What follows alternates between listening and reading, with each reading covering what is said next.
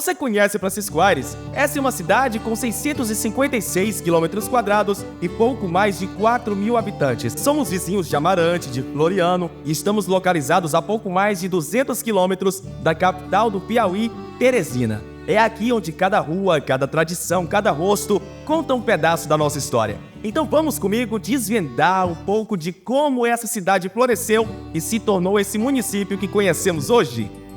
Santo Aleixo era município de Amarante. Nós também era de lá, município de Amarante. Bem, quando nós viemos para cá, era Francisco Aires. A igreja foi construída já em Francisco Aires, né? Bem, Santo Aleixo era uma feira muito grande. Feira mesmo muito grande, até que chegou o tempo de passar a cidade. Mas aí, o daqui votava, já tinha os partidos, votavam no Amarante. Ali era o mercado, bem, mas era todo rodeado de pau, né? O povo chegava, amarrava os cavalos. E feito um campo para botar os fazendeiros, botar cavalo para esquipar naquele tempo, né? Dia de feira. A feira aí naquele tempo era falada, a feira Francisco Aires. Aí quando passou a cidade, é boa feira. Só tem o mercado. Da cidade, que a cidade de Francisco Aires, o marido dela chamava Francisco Aires, o marido da mocinha, o doutor. Bem, e aí o João Carmina era do outro partido, que era do João Pinga. Mas era Santo Aleixo. Nós votava aqui e aí tudo para Amarante, ia fazer lá. Aí quando foi isso no fim de 63, quando foi em março de 64, aí foi a eleição. Quem vinha não era ele, que ele trabalhava, médico e trabalhava com comércio, né? Quem vinha era ela, a dona Sinhá, Maria Ares Lima, chamava dona Sinhá naquele tempo, Maria Ares Lima. E lá não teve debate, né? O negócio foi só para concordar, né? Eu já tinha conversado, né? Ela já tinha vindo aqui, já trouxe os papéis e a gente só foi para concordar. A história de Francisco Aires é desde o início entrelaçada com a fé. Uma pequena capela construída no passado cresceu e se tornou a grande paróquia da Imaculada Conceição. Um dos grandes símbolos de religiosidade e turismo e um dos pontos mais altos da nossa cidade. Que a igreja de Nossa Senhora da Conceição, ela era pequenininha, era lá embaixo ali. Eu não lembro assim direitinho, porque eu ainda era novinha ainda e não vinha todas as vezes, né? Mamãe não deixava eu vir todas as vezes, era quando ela vinha que a gente vinha.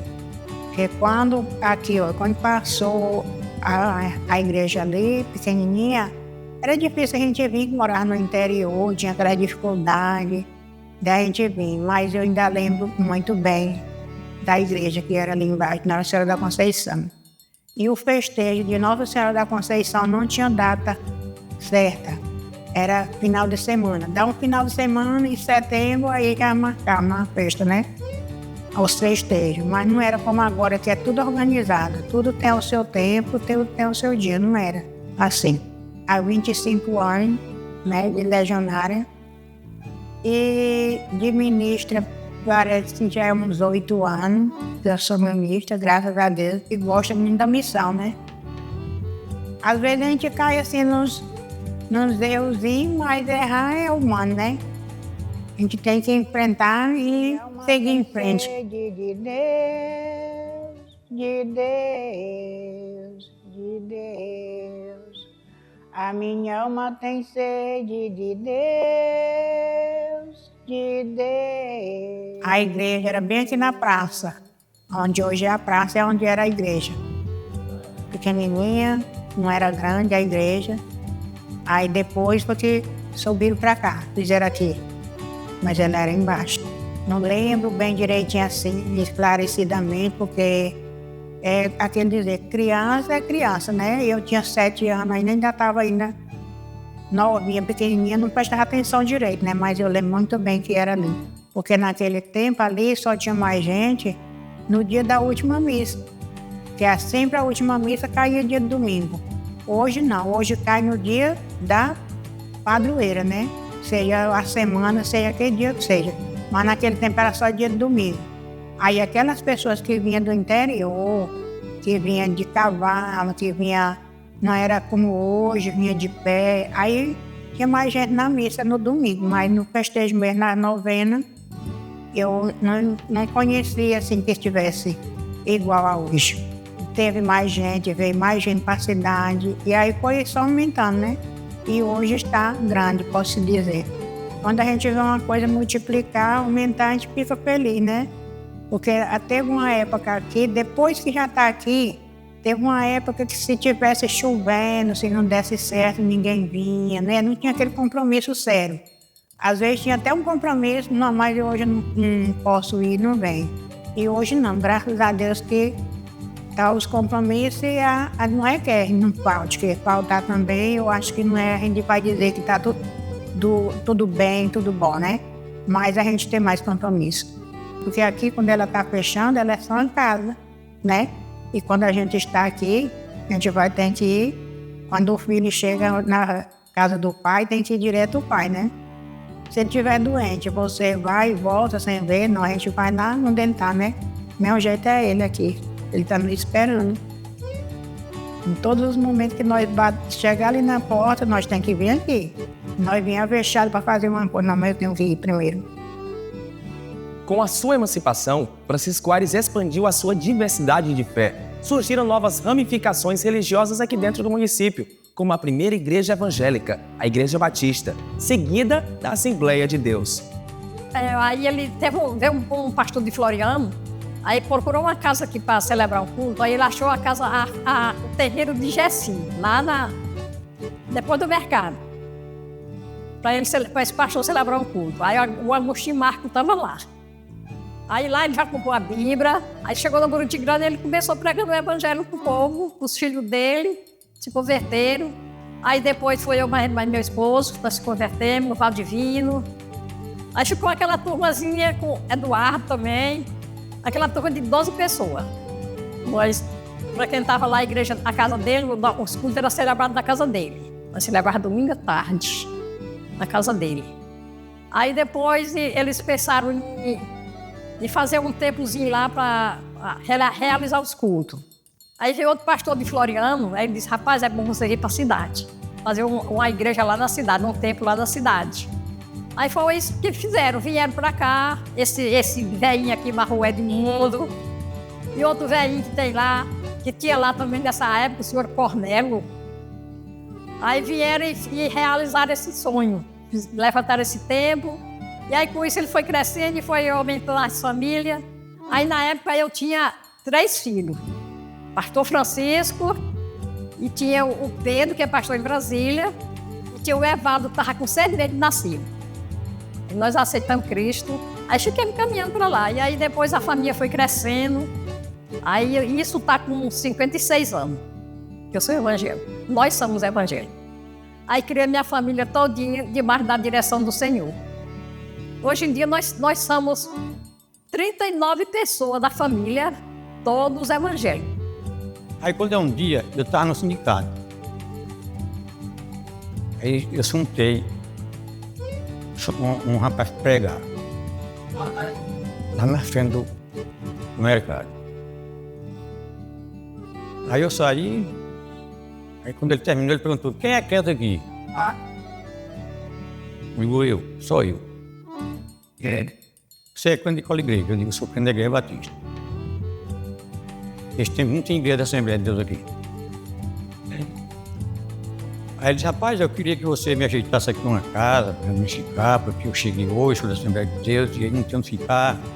Eu gostaria que você pudesse. Aí, eu tenho uma prima que é aquela casa de Assis, ali, a farmácia de Assis. Ela é de uma prima minha. Ela tinha aquela casa ali, grande, e tinha outra mais em cima, que era alugada com um jogador. Eu vou ali. Aí eu cheguei lá e falei com ela. Aí disse, meu primo, o que é que tu fala comigo que não te arruma? Ele mandou logo chamar o menino, o jogador, e mandou isso, baixou logo, né? Não, mas tu não tá ganhando isso. Não, mas eu não é por dinheiro. É porque eu não vou deixar de colocar um pastor para colocar um jogador. Você que é um jogador. E esse aqui é meu primo, nunca ele falou uma coisa para mim que não aceitar. E eu já sei que é coisa boa. Aí eu fui trouxe ele, eu trouxe lá, alugou a casa. Aí nós ficamos 2 anos trabalhando juntos. Aí eu chamei ele, eu disse, rapaz, agora é assim. Você já tem gente na igreja, na congregação, você fica na sua igreja, que eu fico aí. Não, eu agora queria que nós juntasse, que eu ser pastor da igreja de você, que nas igrejas está sendo pastor, eu digo, não. Fique na sua e eu fico na minha. Agradeço a Deus por isso aí, não é? Porque muita gente acha ruim quando chega um, não é? Eu acho é melhor. Aí de nós, se eu tivesse um, né? Porque quando chega tem mais uma pessoa para uma igreja. Que não quer na igreja batista, vai para aquela. Se não quer naquela, vai para a igreja da Assembleia, assim. Porque é onde é assim, eu conheço todo mundo. Conheço o sistema de Francisco Alves, né? Bem, todo mundo me conhece, eu conheço todo mundo. Respeito todo mundo, me respeita. E é onde eu tenho a igreja, é onde eu fundei a igreja batista é aqui, né? Sempre, toda casa pode ser boa, mas a melhor é a da gente, né? Aí o divino, ele é uma tradição que surge em Portugal. Como o Brasil foi colonizado pelos portugueses, trouxeram essa tradição de lá até aqui, de visitar as casas com a bandeira, com a caixa, com a imagem divina e os cantadores cantando de casa em casa. E no final fazer a chamada chegada. Aqui para nós é chegada, já lá no início lá em Portugal chamava mais o cortejo que é o dia do encerramento. E do divino vem puxando um leque de tradição, porque geralmente quase todos os cantadores de divino também são cantadores de reis. Dificilmente tem um cantador de reis que não é cantador de divino, porque já ouve de divino, todos eles cantam rei. Bateu a asa e canta o galo, e respondeu a mãe de Deus, respondeu a mãe de Deus.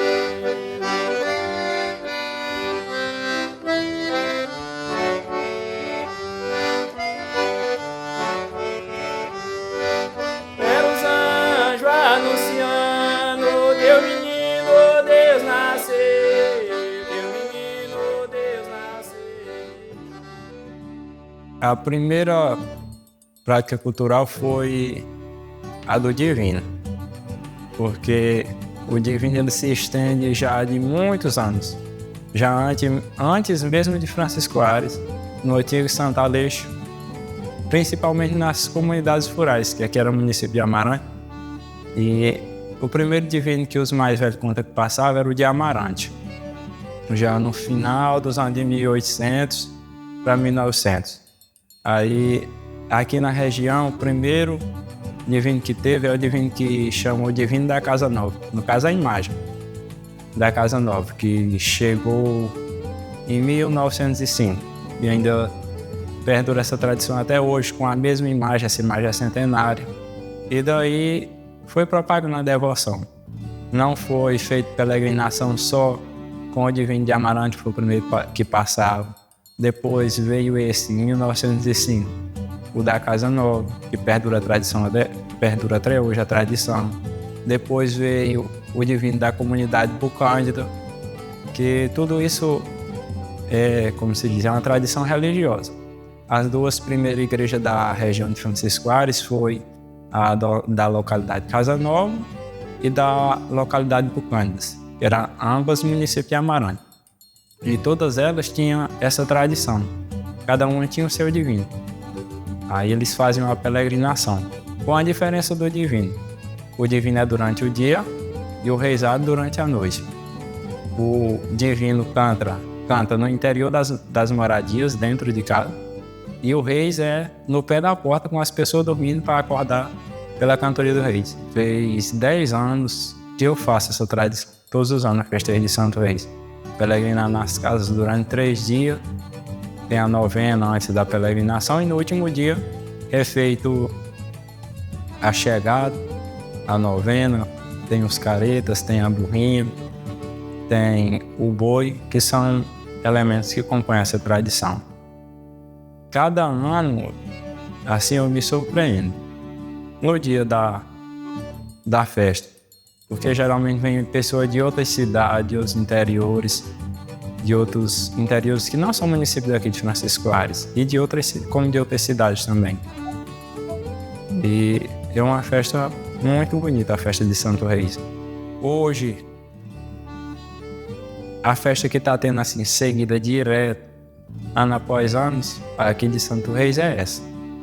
Porque geralmente Santo Reis o povo faz um voto para tirar um ano. A pessoa faz aquele voto para fazer, antigamente chamava de desobriga, que era aqueles dias que estavam tirando, chamava de desobriga. Uma pessoa fazia para tirar 3 noites, aí tirava aquelas 3 noites só naquele ano. Outra pessoa fazia para tirar 3 anos. Aí tiravam durante aquele tempo, quando parasse aquele tempo, terminasse aquele tempo, paravam. Porque até no cantar, ele às vezes é um canto de lamento, é um consolo para uma pessoa que está sofrendo. Ele às vezes é um alerta, porque são cantorias que são feitos versos na hora. E principalmente para Francisco Aires, os primeiros divinos, como esse da Casa Nova e o da Bucânida, como a igreja não era estruturada, as capelas, através desse divino era que as primeiras igrejas católicas que funcionavam era através disso. A coleta que eles faziam era justamente o custeio daquelas igrejas. Foi o primeiro tipo de missão religiosa em Francisco Aires, foi essa. O divino e o reis. Foi o primeiro tipo de missão de estar em união, porque agora, nos dias de hoje, o divino sai, não tem nem aquela multidão acompanhando. E antigamente não. Antigamente, quando o divino saía, parava tudo. Era um feriado naquele local, todo mundo acompanhava só o divino. Era um momento de encontro, não só daquela comunidade, mas de uma comunidade com a outra.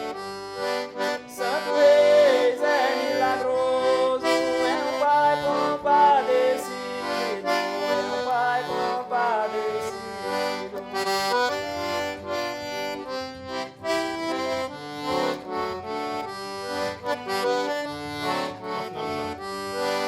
Quem se apega com ele, de Deus é favorecido, de Deus é favorecido.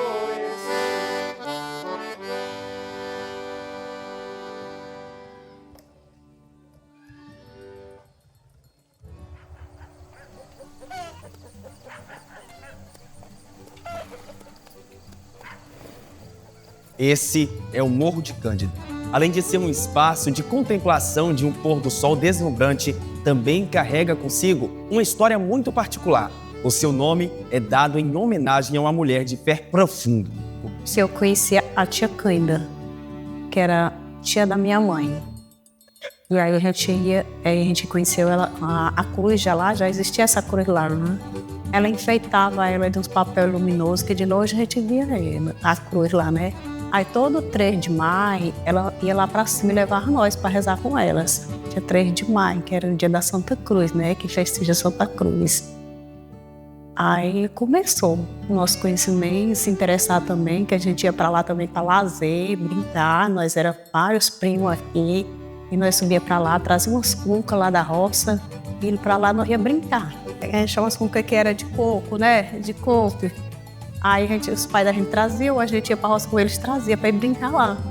Outros jogavam pneu, né? Quando chegou esse negócio do pneu, lá brincando. E às vezes a gente levava a tia com nós, para nós, né? Que ela chamava nós para ir com ela. E lá nós descia ela também na cuca, né? E a entrada dela não era onde hoje vai, é tipo nos quintal aqui, a gente ia pra lá. Aí ficaram festejando, 3 de maio ali, teve várias missas já ali em cima. Outras, nós já mais novo tomamos de conta que não foi eu, mas foi outras pessoas aqui do bairro. Mas aí acabou que não tá mais como era antes a missa. A missa do 3 de maio não tinha mais como era antes, diminuiu mais agora. Ela contando que em 1960 tem uma grande cheia aqui, que eles ficaram com medo, perderam todos os roçados, né? Fez uma promessa, se aquela água não avançasse e não tivesse muito desastre, né? Ela fez essa promessa de botar essa cruz e lá, enquanto a vida tivesse, ela ficava visitando essa Santa Cruz, a cruz, lá no morro. Por isso que chama Morro de Cândida, porque foi a primeira pessoa a colocar uma cruz lá. Hoje lá tem várias. mas foi a primeira pessoa a colocar uma cruz lá em 1960. Foi colocado no dia 3 de maio de 1960. Ela é uma paz, uma tranquilidade. Eu acho também, como ela é muito alta, a gente se sente que ela está perto do maior, que é Deus, né? E aí, que Deus ia para montes, né? Orar, e a gente vai fazer lá o quê? Orar um monte, né?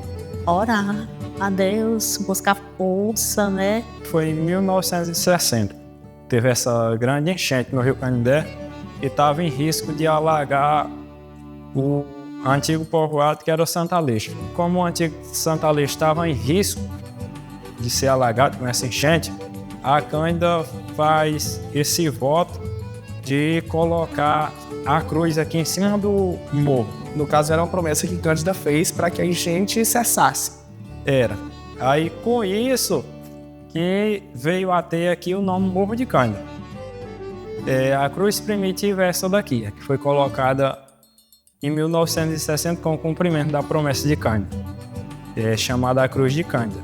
A partir dessa cruz foi colocada essas outras através de votos que as pessoas foram fazendo, foram colocando as cruzes. Cada cruz dessa daí foi uma promessa, uma graça alcançada, e a pessoa colocou essas cruzes aqui. E foi contado pra gente também, Ricardo, que aqui no morro também tem uma... as promessas são feitas através de, por exemplo, chega aqui o popular, pega uma pedra, leva consigo enquanto faz uma promessa, e quando se realiza, né, traz de volta e devolve ao morro. Isso é traz de volta. Tem essa crendice aqui, tem essa tradição popular de levar a pedra, mas quando essa graça é alcançada, tem que trazer a pedra de volta para cá.